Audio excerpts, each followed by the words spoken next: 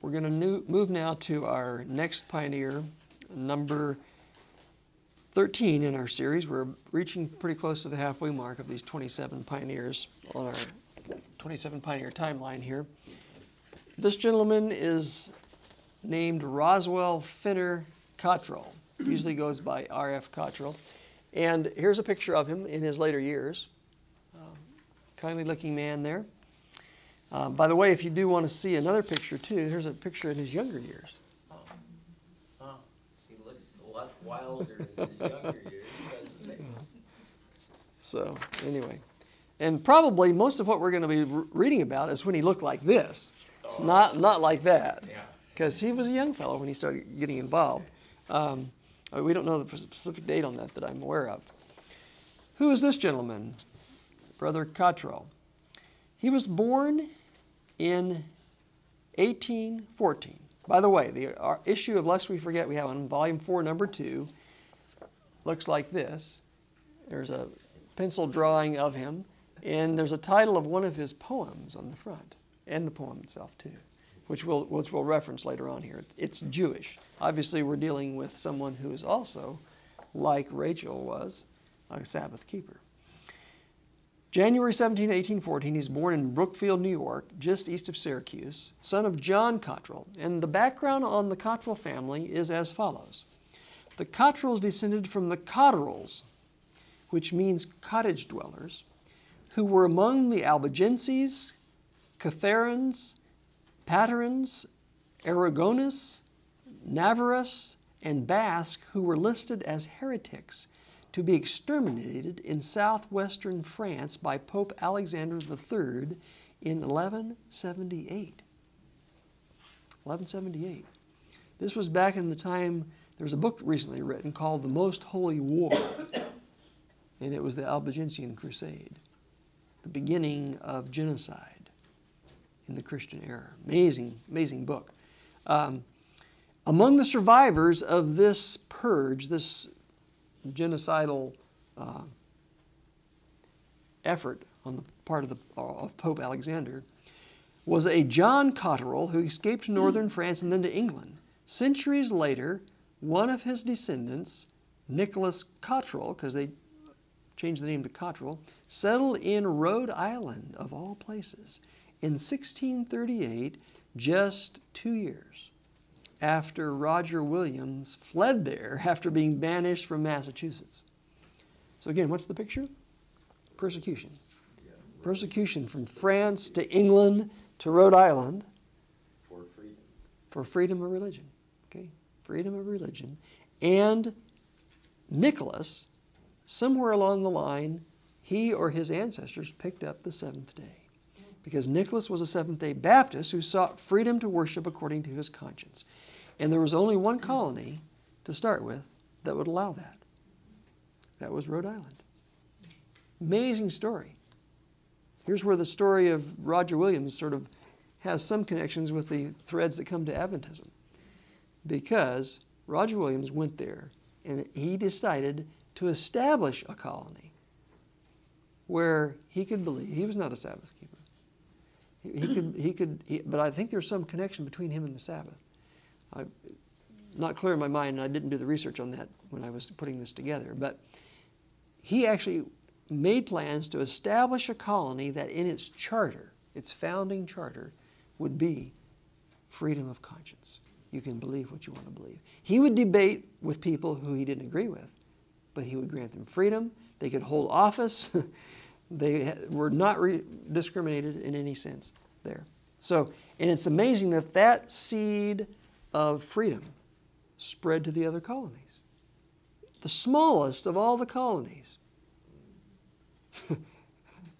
he that is least shall be the greatest, right? The smallest of all the colonies, and still the smallest of all the states. It's smaller than the county we sit in. San Bernardino County is bigger than Rhode Island. This colony affected the other colonies. As we mentioned under Rachel's story, Rachel Preston's story, this amazing cradle of religious liberty. So there, in Rhode Island, Nicholas settles. 6 generations later, Roswell is born, 1814. His father, John Cottrell, had taught the children to keep the seventh-day Sabbath, though they had withdrawn, the family had withdrawn from the Seventh-day Baptists due to disagreement over other teachings, like the immortality of the soul. So again, these people were reformers, free thinkers, recovering Bible truth. They got the Sabbath, and they at some point said, wait now, this teaching about immortality of the soul is not in the Bible. And so they left the Seventh-day Baptists. They hung on to the Sabbath. Okay? What did Roswell do? He, at 1833, he's 19 years old. He moves with his family to Mill Grove, New York. And as best I could tell, that's down closer to the Pennsylvania border. I'm not positive on the location of that one. We think it's about 2 years later. He's around 21 then. He marries Catherine Harvey. He taught public school for 10 years. He and Catherine has 3 boys, Willett, Frank, and James Uriah. Uriah was named after Uriah Smith, which means that's a few years later, right? And a daughter, Nancy. It was their third son, James, who had a son named Roy Franklin Cottrell, who was a missionary, Seventh-day Adventist missionary to China, and a grandson, Raymond F. Cottrell, who was a former book editor for the Review, who actually spent his last years here, I believe it was. So, the next thing that we find in Brother Cottrell's story is that we come to the era of the Millerite Teachings. I put 44, but it could have been years earlier, the years leading up to that. I don't know when he first was exposed to it, probably long before 44, because they were preaching it all around in those early years of the 40s. He's around 30 years of age at the passing of the time. He rejects the Millerite message. Why? This is what he recounts in the Review and Herald of 1851, some 7 years later. This is why he did not accept the Millerite teachings. My early education was such that I have believed in the personal appearing of Christ, according to the Scriptures. So it's not because he didn't believe Christ was coming. In 1843 and 44, I heard the solemn cry, the hour of his judgment is come. And though I felt no disposition to oppose it, and thought I loved his righteous appearing, yet I was not disappointed when the time passed. I saw the proclaimers of the Advent in darkness in regard to the commandments of God, and bowing to an institution of papacy. And perhaps this was the reason I did not believe. So again, I think Christ is coming, but these people that are promoting this date, they're worshiping on the Pope's Sabbath. There must be something missing here, you know. So, isn't that amazing? Well, if he believed like some of those others did, but how can they be violating God's law? Exactly. And the Lord come for them. Exactly. I mean, after all, the practicality of it is, if the Lord had come, the devil would have torn them apart with that Sabbath truth. He would have rubbed their noses in it, and their faith would have been shattered. So that's why we cannot have any guile if we're to go through the end time. Yeah, the point is that those at the end are pictured as having no guile, which means they've recovered the truth. No falsehood. So that was from the Review and Herald, November 25, 1851. That testimony that he wrote in that issue. 6 years later, 1850, he hears the third angel's message, and he accepts it. This is how he recounts that. Since I have heard the message of the third angel, which was since the commencement of the Review and Herald, and that's why I put 1850, because that's when the Review and Herald was first published. I have reviewed carefully. Again, he's writing this in 1851, so we know that's roughly the time period when he's getting exposed to it. If I understand correctly, he heard of it from Brother Bates and someone else. They were preaching the third angel's message, right? And again, the third angel's message in the understanding of the of that group of of Adventists, the third angel's message was the Sabbath and the sanctuary message combined. When they added that to the Advent message, they became, they call it the third angel's message.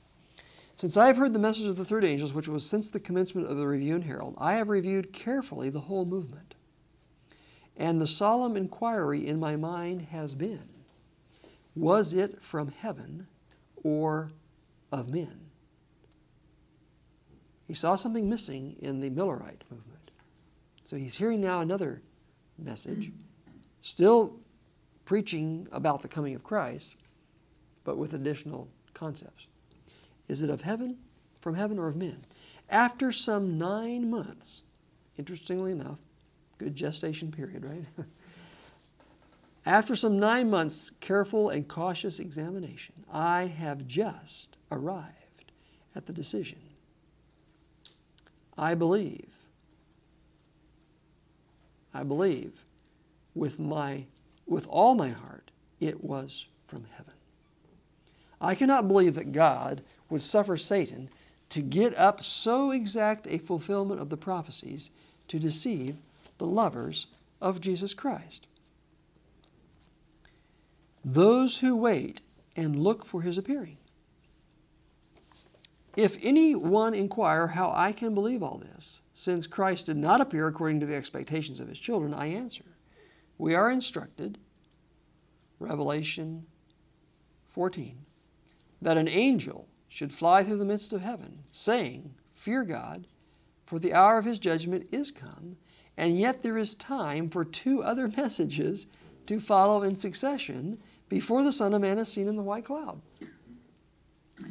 I greatly rejoice that when the temple of God was opened in heaven, his children on earth saw, by faith, the ark of his testament. Revelation 11:19.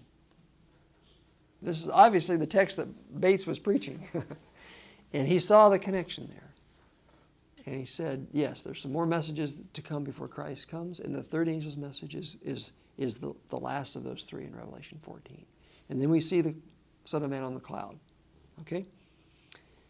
And so he was convinced. 9 months. And if this is, again, when he wrote this in November, this actually would go back to the beginning of 1851, right? So it may have actually been 1851 that he first heard it, rather than 1850. So somewhere in that time period, he was exposed to the third angel's message, and after 9 months of examination, proving all things, he held fast to that which was good. And that year that he wrote this, in fact, the month before he wrote that, November was when that was published. This is actually October. He has a poem that he sends to the Review. It's entitled, It's Jewish. Let me read it to you. When we present God's holy law and arguments from Scripture draw, objectors say, to pick a flaw, it's Jewish. Though at the first Jehovah blessed and sanctified his day of rest, the same belief is still expressed. It's Jewish. Though with the world this rest began, and thence through all the Scripture ran, and Jesus said, 'twas made for man, it's Jewish. Though not with Jewish rites which passed, but with the moral law 'twas classed, which must endure while time shall last, it's Jewish. Though the disciples, Luke and Paul, continue still this rest to call the Sabbath day, this answers all, it's Jewish. The gospel teacher's plain expression that sin is of the law transgression seems not to make the least impression, it's Jewish. They love the rest of man's invention, but if Jehovah's day we mention, this puts an end to all contention, it's Jewish. That was the poem he wrote. He was an accomplished poet. And I'll read some others here to you as well. His grandson,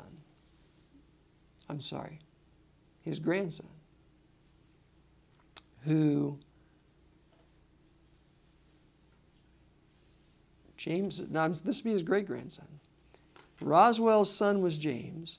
His grandson would be Roy Franklin, and his great-grandson would be R.F. Cottrell. He added 3 more verses to it. Shall I read them? Thus the apostles too must fall, for Andrew, Peter, James, and Paul, and Thomas, Matthew, and John, and all were Jewish. But when old earth shall pass away and be renewed, the Sabbath day honored by all, none then will say it's Jewish. And while eternity's glad days roll on and on with ceaseless rays, the theme will be Jehovah's praise, and that in universal lays, not Jewish. So he added that to it as well.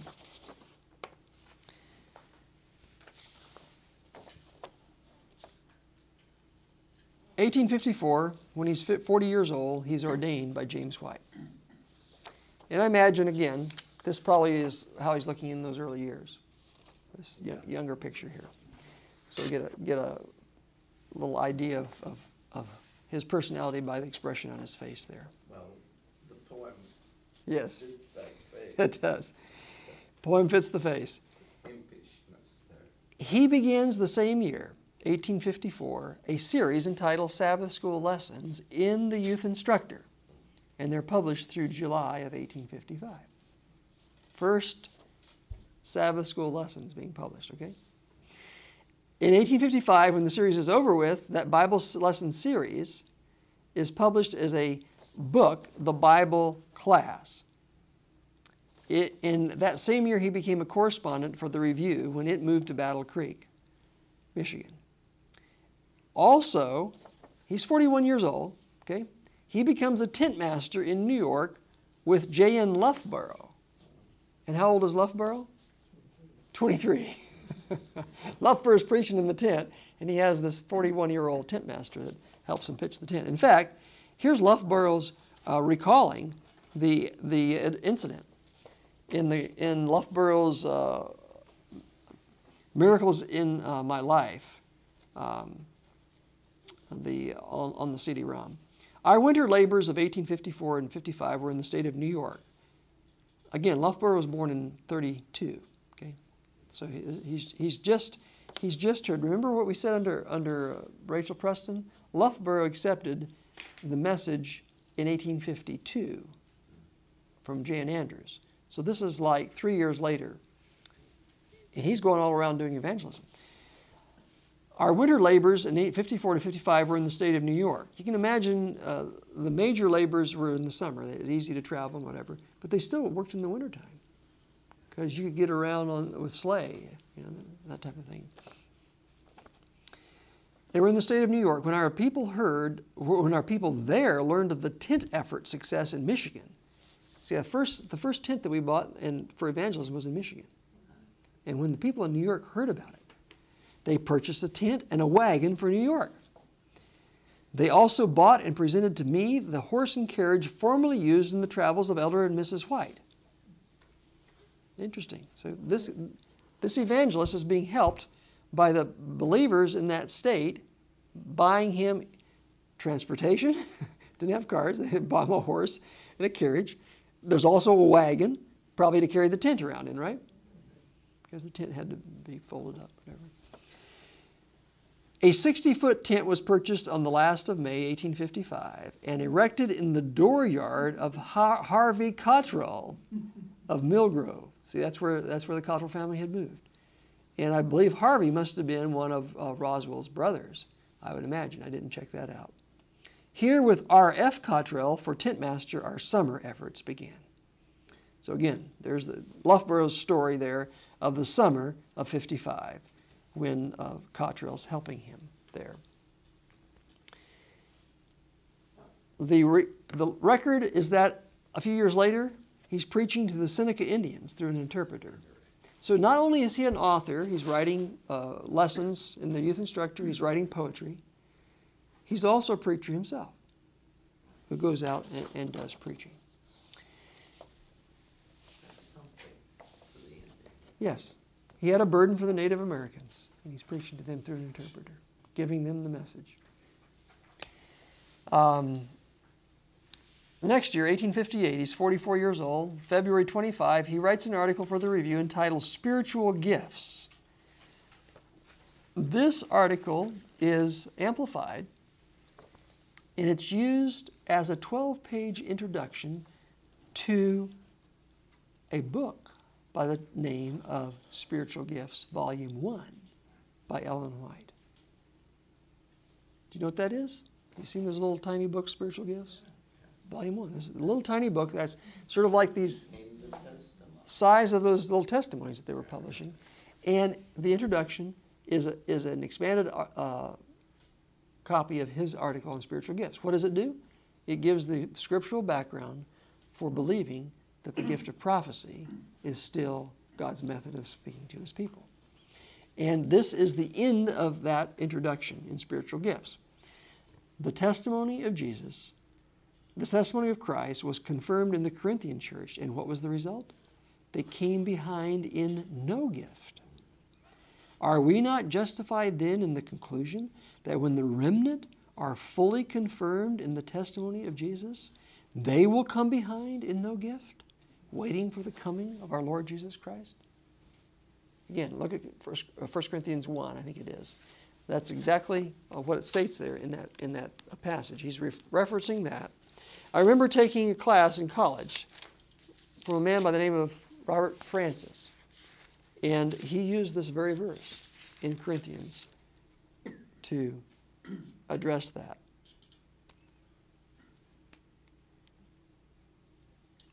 First Corinthians 1, verse 6 and 7. Verses 6 and 7. Let me start with verse 4. I thank my God always concerning you for the grace of God which was given you by Jesus Christ, that you were enriched in everything by him in all utterance and in all knowledge, even as the testimony of Christ was confirmed in you, so that you come short in no gift, eagerly waiting for the revelation of our Lord Jesus Christ. So they have the gift of prophecy. Yes, and that's the verse that he uses here to wrap up the scriptural introduction for Ellen White's first, I guess we could say it's her first major volume, isn't it? Spiritual Gifts, Volume 1. It's her first publication, I believe, of the Great Controversy overview. Spiritual Gifts, Volume 1. A couple of years later, he's 46 years old, and the publishing work has been going on now for 10 years plus, and they're needing to decide who's going to own the assets of this publishing work, this building and building and building. And so there begins a discussion. James White actually calls for a discussion on what are we going to do to organize. Okay? And he immediately writes back, and he debates church organization in the Review under the title of Making Us a Name. That comes from Genesis 11:4, when it says that the descendants of Noah built a tower, saying, let us make us a name. And he said, this is Babylonian to do this. But the Publishing Association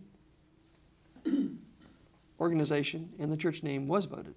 Now, here's actually what he wrote. Dear Brother Smith, Brother White has asked the brethren to speak in relation to his proposal to secure the property of the church. I do not know precisely what measure he intends in his suggestion, but understand it is to get incorporated as a religious body according to the law. For myself, I think it would be wrong to make us a name, since that lies at the foundation of Babylon. This is March the 22nd, 1860, in the Review. James White rebutted him the very next week. And then in April 26, writes a lengthy response. And there's much discussion back and forth under this title, and you can find discussions even not under that title, in the issues of the Review. They're all on the CD-ROM, because we covered clear through 1866 on the CD-ROM. Much of discussions clear through until at least November of 1861 under the title Making Us a Name. And this is a comment that he makes in May. That first one was in March 22nd. Now it's May 3. Brother Smith. See, Brother Smith's the editor, so they're writing to the editor. Brother Smith. I hope no harm will be done to the blessed cause in which we are engaged by the expression of my judgment in regard to making us a name. I hope and pray and trust that the Lord will give wisdom and direction in this matter, and that the will of the Lord may be done. I do not fear for the ark of God, nor distrust the fidelity of my brethren. I have full confidence in the infallibility of the work in which we are engaged. The last message of mercy will not fail of a harmonious fulfillment, and those only will be translated who are found in harmony with this work of the Lord. I hope no fanatical spirit will make this a pretext for nourishing a spirit of division or insubordination. See, he was not a rebel when he was opposing it. You see the point he's making. I hope that no one will join my party, for when they have severed themselves from the body and look about for me, they will not find me there. For by the grace of God I shall be found with the body. I do not believe in popery, neither do I believe in anarchy, but in Bible order, discipline, and government in the Church of God. See, there's two ditches. On one side, there's this spirit of independence, which he actually labels as anarchy. And the other side, the other ditch, you have a hierarchy. Everyone controlled from Rome, as it were, or some other place, Battle Creek, or Silver Spring, we could say now, wherever your capital happens to be. Iron rule of oligarchy. Those are the two ditches, and he's saying, I'm not arguing for either one of those. I'm not saying that the solution to Babylon is anarchy. No, there is godly order. And this is exactly what God led our believers to establish. Godly, representative form of church government. Not perfect, but nothing human is perfect, right? He continues. The next paragraph. The church have my judgment concerning this matter, and have heard some of my reasons for that judgment. Now if it is right, may it prevail. But if wrong, may the right prevail. Lord, give wisdom and direction is my prayer. RFC. He would sign it, RFC. So that's his testimony. In 1861, he actually writes an apology for objecting to church organization after Ellen White rebuked him. Ellen White talks about how there was very few people standing behind them at this time. She and James felt like they're almost totally alone. Right. And she said a lot of them waited till they saw which way the tide was going, and then they put all their energy in writing for the positive part. Yeah. She said, where were they when we needed them? Yeah. And then there were a lot of confessions. It's like, they're human beings, and it's easy to have a wrong idea and come to wrong conclusions. And apparently they were not fasting and praying as they ought, to really seek the Lord's guidance and His direction, and waiting on the Lord. Is there a word from the Lord? Well, this is what she wrote, and it's in volume one of the testimonies. This is actually testimony number 6, which are those little testimonies she put out. Number 6. It's mentioned in the first volume of Ellen White's biography, page 435. And he also references first volume of the Testimonies for the Church, page 211. I was shown the wrong stand taken by RFC. She calls him by his initials too. In the review in regard to organization and the distracting influence he exerted. He did not sufficiently weigh the matter. So again, it sounds like that later statement of his in May was more balanced than the earlier one, which is saying this is Babylon, basis of Babylon. Okay. And so here's his response. March 12 of 1861. I wish to counteract and remove, as far as possible, the injurious influence of my hasty communication on the subject of legal organization. I did not weigh the matter as I should. I ought to have considered that Brother White had seen the necessity of some measures being taken, and had pondered the subject well before making the request he did concerning it. See, Brother White, if he had a burden, he would put a note in the review. I have a burden about this. Let me know what you think. And then you start getting responses. Well, it's clear Brother Cottrell just, off the top of his head, very quickly, boom, sent a response back without thinking it through. He's acknowledging that here. he said I ought to have considered that. Then I might have suggested a plan of organization, avoiding the evil which I feared, which was Babylonian hierarchy, instead of thus confidently and self-complacently recommending that nothing should be done, which obviously didn't help Brother White in the burden that he was carrying, right? I regret that I did not consider the matter carefully and prayerfully before writing in a manner not calculated to keep the unity of the Spirit. I hope that none will stumble over this into perdition. I ask forgiveness of all the dear people of God. I hope that God Himself will forgive me. And I also hope that the lesson that I have thus dearly learned may never be forgotten by me, while there is danger of my falling into a similar error. My determination is to renew my consecration to God and His cause, and strive to press onward till victory be gained. Brethren, pray for me. RFC. March 12, 1861. These were honest and humble people. They were moldable. They were flexible. That's why they were reformers. That's why they were moving with the advancing light. And God kept them, with some failings, moving on too. Amazing advances in these early years, although Ellen White did rebuke them many times for not being, 1861, that was after the Laodicean message was being preached. They were Laodicean as well. And in our formative years, especially, we needed the gift of prophecy to bump us back onto the path sometimes. Yes. Because human beings, they wobble. Thank God for the gift of prophecy. Yeah, that's right. Thank God. And it's still functioning. Yeah. Not the living messenger in our midst, No. but the writings are there. The writings are there. There are enough different kinds of testify. people that are reprimanded in spirit Right. prophecy that fit just about everybody. Every in the church situation. today. The next month, that was March the 12th, April 16, he's writing another poem. This is a fairly lengthy poem, and we have it published here in the Lest We Forget.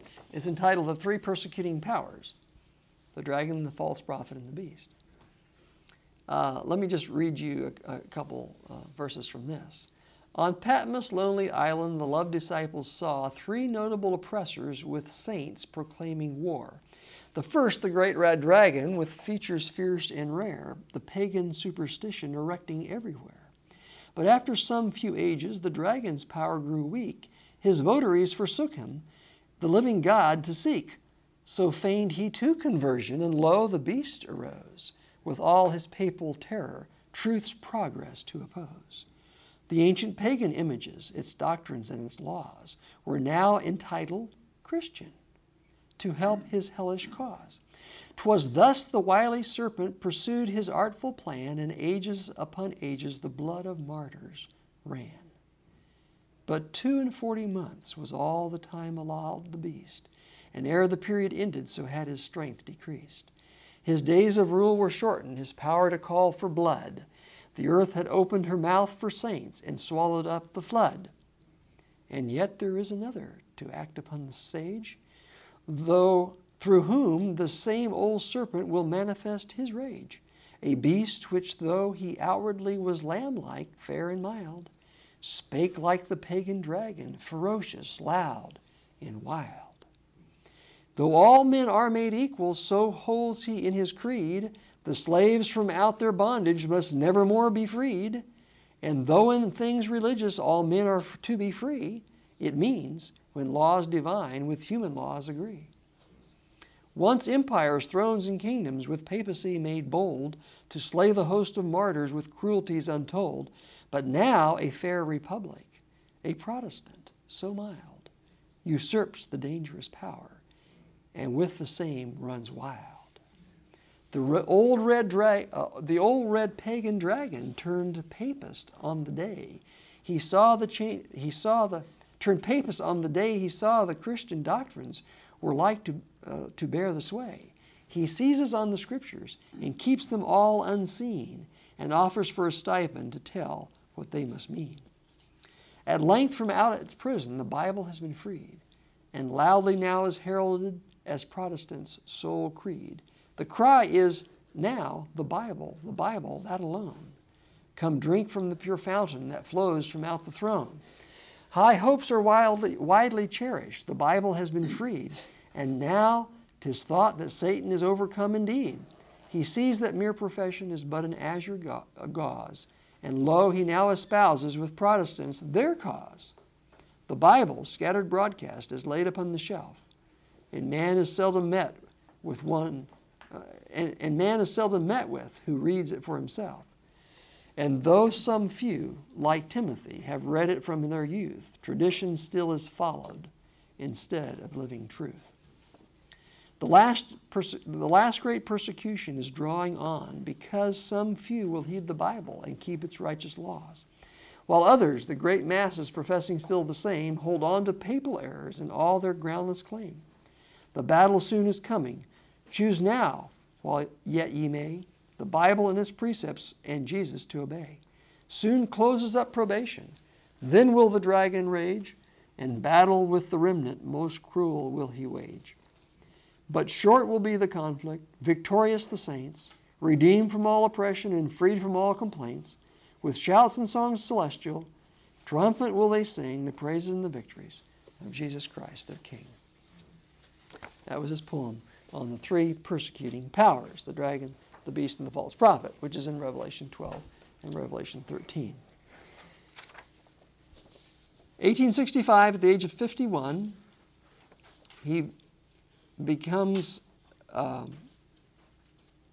we could say he enters into somewhat of his administrative phase of ministry. Secretary of the New York Conference twice during the next 6 years, and of the New York, Pennsylvania Conference. So during the 6 years from 65 to 71. At the age of 54 and 68, he's actually president of the New York Conference for 2 years. And then, somewhere in the early 80s, he turned 64 in 1880, he was chaplain of the Battle Creek Sanitarium for some time, probably when he looked a little bit like this, and not like he did here in the earlier years. In 1892, at the age of 78, he dies. On the CD-ROM, in addition to the titles that we mentioned, the Bible class and spiritual gifts, he also has some other small pamphlet types of things called Both Sides, dealing with the Sabbath, the Mark of the Beast and the Seal of the Living God, obviously also dealing with the Sabbath, and something that he called Truth. These people were people that were looking for truth, and he wrote something on that as well. The bulk of his writing, though, I'd have to say, is not in pamphlets on the CD-ROM.